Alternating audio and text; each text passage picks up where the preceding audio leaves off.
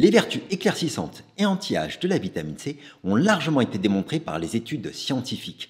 Et je pense que ceux qui ont testé des sérums à la vitamine C pure ont pu constater des résultats probants quand ils ont su supporter ces effets irritants. Cependant, quelques membres de la communauté m'ont demandé pourquoi l'application d'un sérum à la vitamine C les faisait bronzer, ou plus précisément changer la couleur de leur peau, comme s'ils avaient appliqué un mauvais autobronzant. Et après enquête, je peux vous en dire un peu plus sur ce phénomène. Ce problème est lié à l'oxydation de votre sérum. Et je vais vous révéler comment éviter ce désagrément pour utiliser la vitamine C comme en pro. Pour rappel, cette molécule est sûrement l'une des plus performantes pour atténuer les taches brunes et les signes de l'âge liés au photovieillissement. Elle booste la production de collagène et d'élastine, elle réduit et prévient le relâchement cutané tout en luttant contre le stress oxydatif. En revanche, certains membres de la communauté ont constaté après son application une peau légèrement brunie, comme s'ils avaient utilisé un autobronzant mal étalé. Alors pourquoi votre sérum à la vitamine C pure peut tacher votre peau?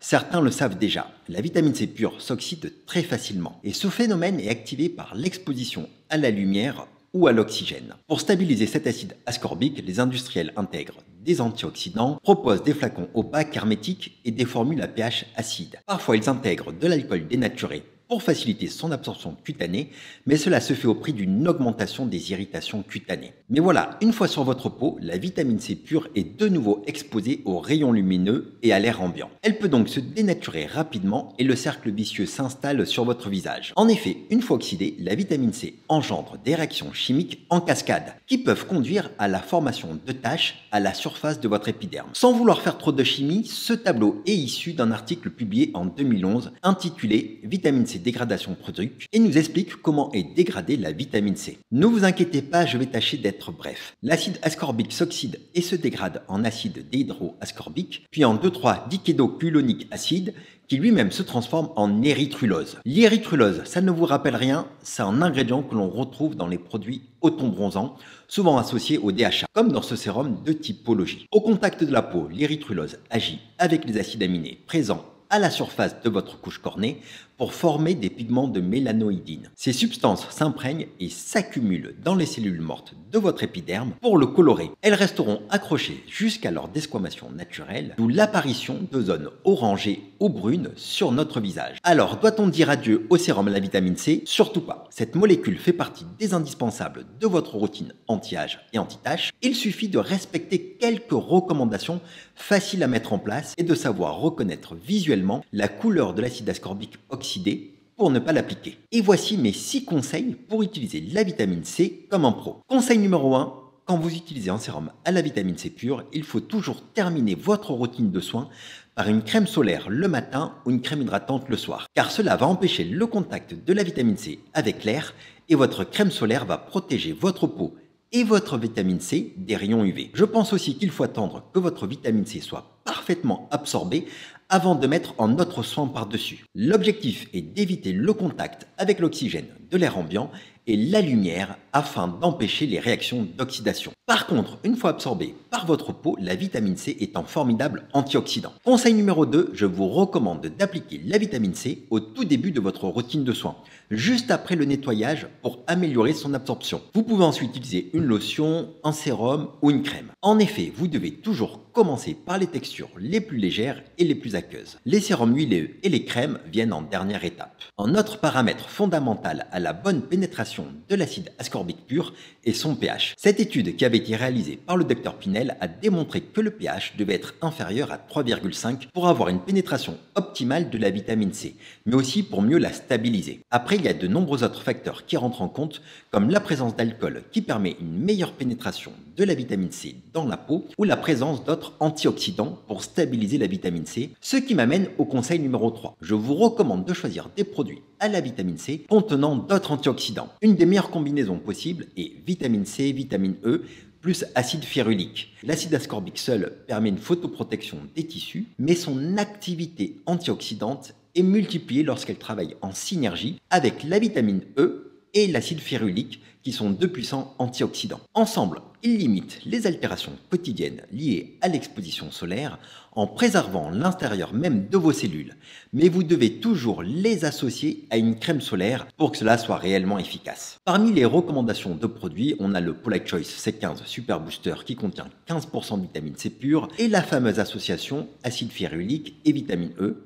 Son pH est de 3 et le tarif est de 59 € les 20 ml. On a aussi le Cefirma de Drunk Elephant qui contient aussi 15% de vitamine C pure, 1% de vitamine E et 0,5% d'acide férulique. Avec ce sérum, on associe nous-mêmes la poudre de vitamine C et le tarif est de 75 € les 26 ml. Le plus abordable, c'est bien sûr celle de Geek Juice à 12,50 € les 30 ml et on ne peut pas faire mieux côté tarif. On retrouve les classiques avec 15% de vitamine C pure, avec de l'acide férulique et de la vitamine E et son pH varie de 3,2 à 3,4. La vitamine C de Skin Cetisal CE férulique est aussi très bien formulée, mais son prix est de 165 €. Celle de Vichy est pas mal, mais contient beaucoup d'alcool, ce qui peut améliorer la pénétration de la vitamine C, mais cela va surtout irriter les peaux les plus sensibles. Après, il existe un autre type de produit qui règle le problème de stabilité, c'est d'acheter de la vitamine C en poudre. The Ordinary en vend une pas très chère, mais vous pouvez utiliser aussi celle de Garancia qui contient 10% de vitamine C pure, des extraits de plantes et du collagène fragmenté de type 1 issu de la biotechnologie. Je trouve cette association pertinente car la vitamine C est une vitamine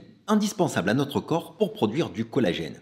Et quoi de plus naturel que de l'associer avec un élément constitutif du collagène? La question, c'est avec quoi on mélange ces poudres. Garancia a un sérum dédié qui est pas mal mais qui n'a pas de pH acide.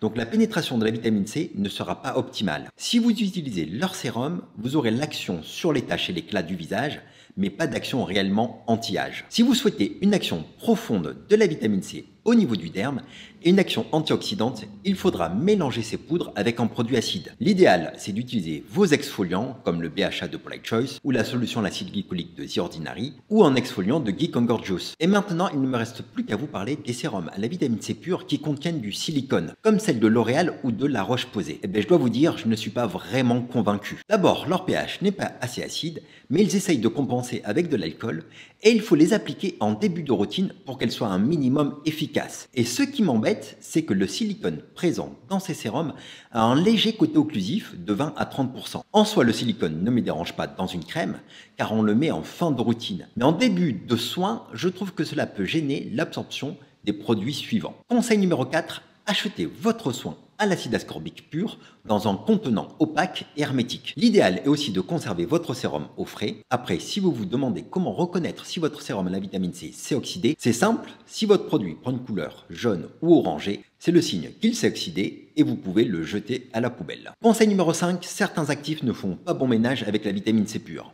Pour le rétinol, il faut faire attention car il s'agit aussi d'un actif irritant et on ne commence pas ces deux actifs en même temps. Je préconise de d'abord commencer par le rétinol, puis une fois qu'on le tolère bien, d'introduire lentement la vitamine C. Et après, je vous conseille aussi d'éviter les peptides de cuivre en même temps que la vitamine C. Et le conseil numéro 6, c'est que s'il est déjà trop tard et que votre visage est déjà victime de ces fameuses taches, pas de panique. Stoppez et jetez votre produit à la vitamine C oxydé et patientez 28 jours. C'est la durée du cycle de renouvellement cellulaire et la desquamation naturelle de vos cornéocytes colorés laissera place à des tissus plus sains. Mais vous pouvez aussi appliquer un exfoliant pour accélérer la desquamation et évacuer vos cellules ponctuées de composés bruns plus rapidement. Maintenant, c'est le moment de vous dire que la vitamine C pure, ce n'est pas pour tout le monde. Si vous avez la peau sensible ou sensibilisée, ou si vous êtes victime de rougeur, je vous déconseille d'utiliser un sérum à la vitamine C pure, mais plutôt d'utiliser un dérivé. S'ils n'ont pas la même efficacité que la vitamine C pure, ils présentent néanmoins plusieurs atouts. Ils sont très stables et le risque d'oxydation est très faible.